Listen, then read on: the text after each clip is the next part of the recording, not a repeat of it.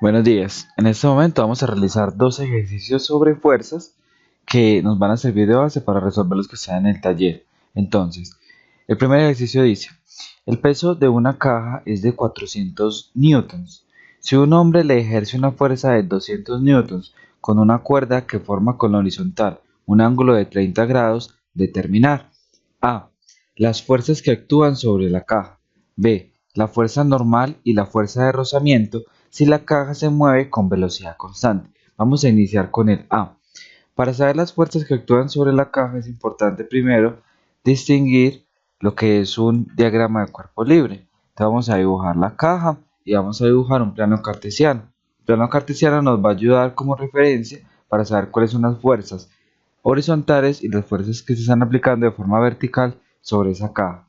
Entonces, vamos a empezar con el peso. Sabemos que el peso es una fuerza que atrae los cuerpos hacia el centro de la Tierra. Como esta caja está de forma horizontal, entonces en este caso el peso va a ser de esta forma, simbolizado con W, y sabemos que tiene un valor de 400 newtons. A la par con el peso hay una fuerza que se llama la fuerza normal. Esa fuerza normal también es de forma vertical y es en dirección opuesta al peso. Entonces la fuerza normal la vamos a dibujar de esta forma. Que veíamos que es una fuerza que realiza el suelo para empujar la caja hacia arriba. Una fuerza de reacción respecto al peso. Entonces, ya está la normal, vamos a mirar qué otra fuerza hay. Como en este caso, no me dicen que en la superficie no hay fricción, entonces debemos asumir que efectivamente hay fricción en esta superficie. Entonces, ¿cómo hacemos la fricción? Si la caja se está moviendo hacia la derecha, la fricción va hacia la izquierda. Entonces, recordemos que es un vector, una flecha, y esta es la fuerza de fricción.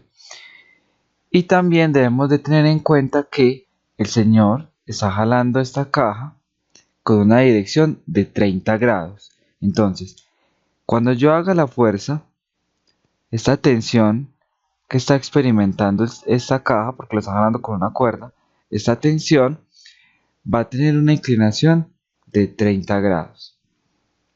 ¿Esto por qué es importante? Porque nosotros vamos a tener que sumar las fuerzas que están en X y las fuerzas que están en Y para poder encontrar los valores que me estaban preguntando. Para yo poder hacer eso, debo distinguir que esta tensión que se está dando de forma diagonal a 30 grados, la debo descomponer en dos movimientos. Veíamos la clase pasada que todo movimiento diagonal es un movimiento que tiene una componente vertical y otra componente horizontal. Entonces, ¿qué hacemos acá? Decimos que esta tensión va a tener una componente en X, que viene acá, que la vamos a llamar Tx, y otra componente en Y, que la vamos a llamar Ty. Estas dos componentes salen de esta tensión que la estamos ejerciendo de forma diagonal. ¿Cómo encuentro el valor de la tensión en X y el valor de la tensión en Y? Es importante hacer esta distinción porque vean que la tensión tiene una fuerza de 200 newtons, pero esta hay que descomponerla en dos. Una parte de esa fuerza se va al movimiento vertical y otra parte del movimiento horizontal. Entonces decimos lo siguiente: para yo encontrar el valor de la tensión en X, entonces la tensión en X viene a ser igual a la tensión por el coseno del ángulo, y la tensión en Y es igual a la tensión por el seno del ángulo. Ahora lo que hacemos ahí es simplemente reemplazar los valores. La tensión sería 200 por 200 newtons que multiplican al coseno de 30 grados. Y en Y viene a ser 200 newtons que multiplican al seno de 30 grados. Metemos estos valores en la calculadora. 200 newtons por el coseno de 30 me da exactamente 173,2 newtons, y 200 por el seno de 30 me da 100 newtons. Esas son las fuerzas que están aplicando sobre nuestra caja. Hay una fuerza de fricción, hay una fuerza normal, hay un peso, hay una tensión, que ya como acabamos de ver la podemos descomponer en una tensión que es vertical y una tensión horizontal. Ahora vamos a ver cómo hacemos el B. En el inciso B, si recuerdan, lo que nos estaban solicitando es que debíamos de encontrar el valor de la fuerza normal y la fuerza de rozamiento si la caja se mueve con velocidad constante. Entonces, empezamos acá. Vamos a ver que para este inciso B, lo que yo debo de hacer entonces, el B, debemos hacer lo que se llama una sumatoria de fuerzas. Esa sumatoria de fuerzas debemos de realizarla en las fuerzas verticales y en las fuerzas horizontales. Entonces decimos, vamos a dividir esto acá. Vamos a hacer primero la sumatoria de las fuerzas verticales, que son las que están en el eje Y. Es lo mismo decir la sumatoria de fuerzas verticales que la sumatoria de las fuerzas en Y. Entonces venimos por acá y vamos a ver qué más nos ofrece el problema. El problema por acá dice, si la caja se mueve con velocidad constante, eso es importante, porque el hecho de que la caja se mueva con velocidad constante me dice, según la primera ley de Newton, que la sumatoria de las fuerzas debe ser igual a cero. ¿Y esto por qué? Porque estamos viendo que la primera ley de Newton nos decía que para poder romper el reposo de un cuerpo, debíamos aplicar una fuerza que rompiera este equilibrio. Pero si acá no se está rompiendo el equilibrio, entonces la sumatoria de fuerzas está haciendo cero. Es decir, este cuerpo está en equilibrio. Entonces eso lo vamos a tener en cuenta a la hora de hacer nuestra sumatoria. ¿Qué es lo que hacemos nosotros? Sumamos todas las fuerzas que están verticales. ¿Cuáles están verticales? Teniendo en cuenta la orientación. Las fuerzas que están hacia arriba van a ser positivas y las que están hacia abajo van a ser negativas. Por eso es que utilizamos el plano cartesiano. Entonces, verticales. Tenemos la normal, el peso que va hacia abajo, entonces colocamos menos W. Y la tensión tiene una parte que es vertical, que es la tensión en Y. Y como va hacia arriba, entonces colocamos más tensión en Y. Esto va a ser igual a 0.